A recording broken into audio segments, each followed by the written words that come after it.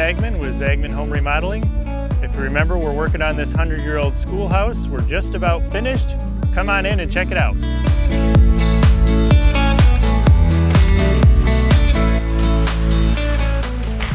So here we are in the kitchen. As you can see, we now have it much more finished. We have cabinets in, we have our island in, we have a beautiful countertop, which is actually just for mica, but it looks like marble. We actually made it so that this island would roll, so we can move it in and out of the way. As you can see here, we put in some huge drawers. You get lots of storage in there. We have this locking mechanism that'll lock this in place. Beautiful, huge stainless steel sink, nice faucet. We did some older looking handles to try to match kind of the older look of the schoolhouse. Again, same with the lighting that we chose.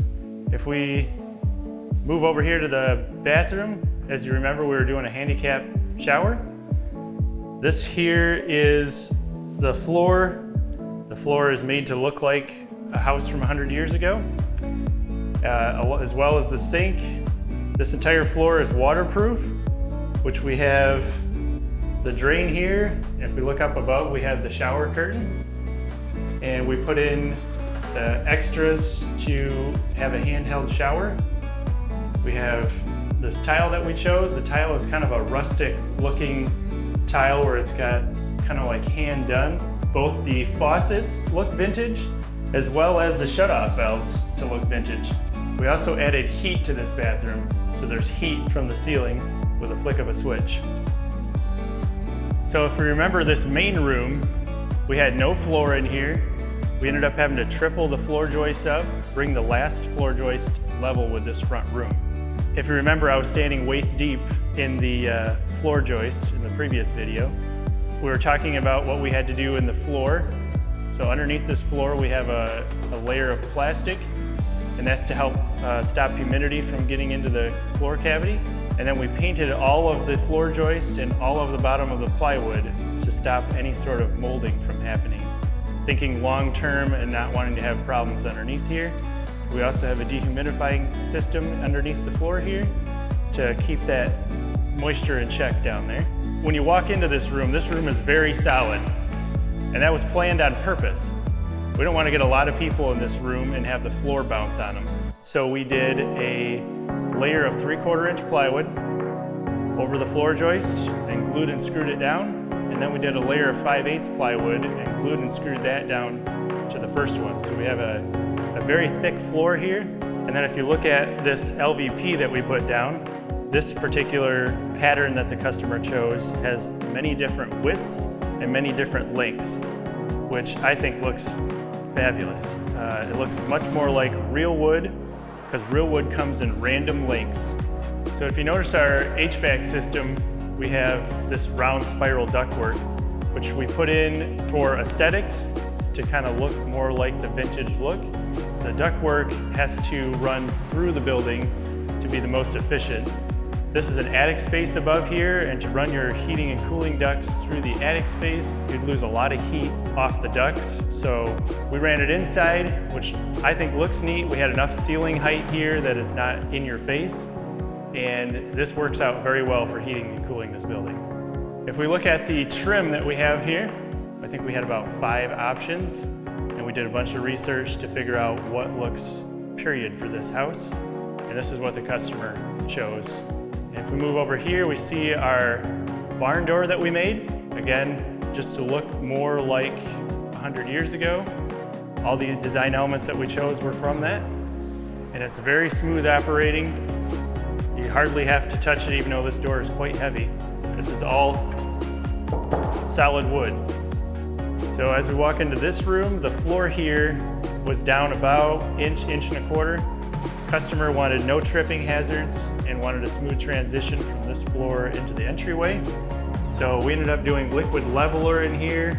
Took several rounds of that to get it right, as it was difficult in such a small space to get it poured right. If you're looking at this wall here and wondering why it's yellow, the schoolhouse, when we got here, was originally yellow. We repainted it with a fresh coat of yellow. This is the original wood siding, and this is what used to be on the rest of the building. So one thing that we suggested to the homeowner was to put in a washer and dryer hookup. We made sure that it got put in so that this house could be used for just about any purpose. So we tried on this house to build the most compact set of steps, but still make them look awesome. We did a floating staircase, this is the design that I came up with, and it hangs from the ceiling all the way down. We try to maximize as much space as possible. Even underneath is all open. The steps float so that there is a closet space underneath the steps. All our design elements on this were to kind of match the period look. So this look here kind of matches the way the top of the window trim is. We made it so that there are no screws, there are no nails showing. Putting in steps is a lot more complicated than some might think, but this one turned out really great. So here we are in the upstairs.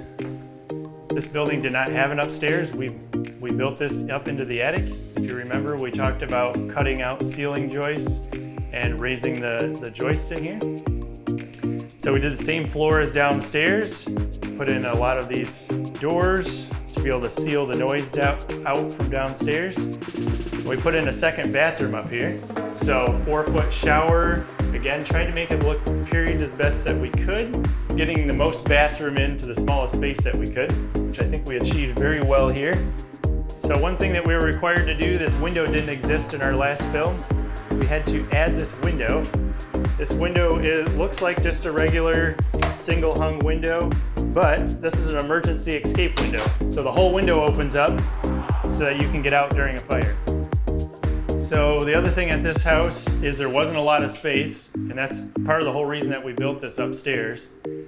And we have to get both our furnace and water heater and pressure tank, we had to fit that all in up here. That's what we did. I think we achieved it very well, along with still having a little extra space up here. So one other thing that we had to make sure that we did well in this house was insulate it. This being up in an attic space can be difficult to maintain temperature. So in this, we only have ceiling joists that are roughly that thick.